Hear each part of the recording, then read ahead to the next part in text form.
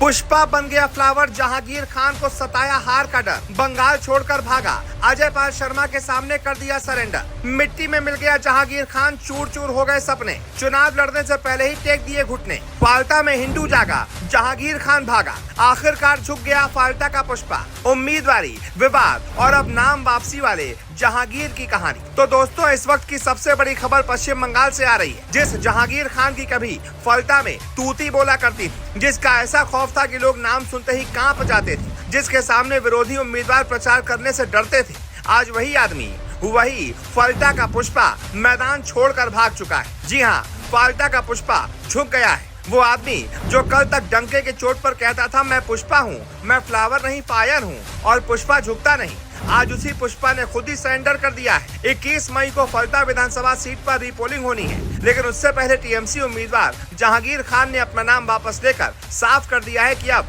वो चुनाव नहीं लड़ेगा। मतलब साफ है, जिसने पूरे इलाके को डर में रखा था, आज वही खुद डर कर भाग रहा है। फाल्टा का पुष्पा झुक गया। टीएमसी उम्मीदवार जहांगीर खान ने नाम वापस लिया। 21 मई को रीपोलिंग से पहले मैदान छोड़कर भागा। जिसकी तूती बोलती थी, आज वही गायब है। शुभेंदु का तंज, टीएमसी टाटा बाय बाय। अब समझिए पूरा मामला। फाल्टा सीट पर पहले चुनाव हुआ था, लेकिन वहां हिंसा, धमकी और गड़बड़ी की खबरें पाई गई। मामला इतना बिगड़ा कि चुनाव आयोग को चुनाव रद्द करके रीपोलिंग का फैसला लेना पड़ा और 21 मई को दोबारा वोटिंग तय हुई। लेकिन इसी रीपोलिंग से पहले टीएमसी के उम्मीदवार जहांगीर खान ने अचानक अपना नाम वापस ले लिया। अब जाहिर है, कोई भी आदमी प्रेस कॉन्फ्रेंस करके ये नहीं बोलेगा कि मैं डर गया हूँ। उसने भी वही घिसी पिटी लाइनें गिनाई कि फाल्टा में शांति चाहिए, विकास चाहिए, पार्टी ने जो स्पेशल पैकेज दिया है उसी पर ध्यान देना है। लेकिन बंगाल की जनता सब कुछ समझ रही है, क्योंकि असली तस्वीर तो यह है कि जहांगीर खान का ऑफिस बंद पड़ा था, टीएमसी का दफ्तर सूना पड़ा था, प्रचार का नामो निशान नहीं था। जिस इलाके में कल तक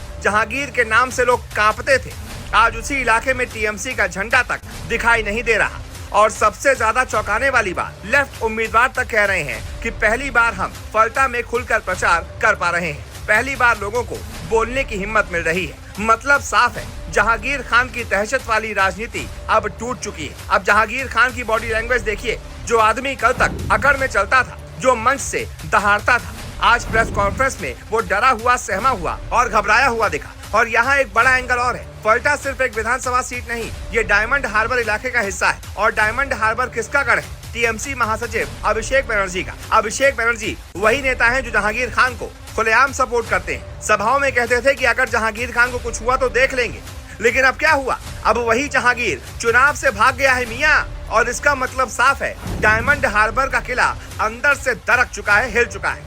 अब टीएमसी को डर लग रहा है कि अगर फाल्टा हाथ से निकल गया तो पूरे इलाके में पार्टी की इज्जत मिट्टी में मिल जाएगी।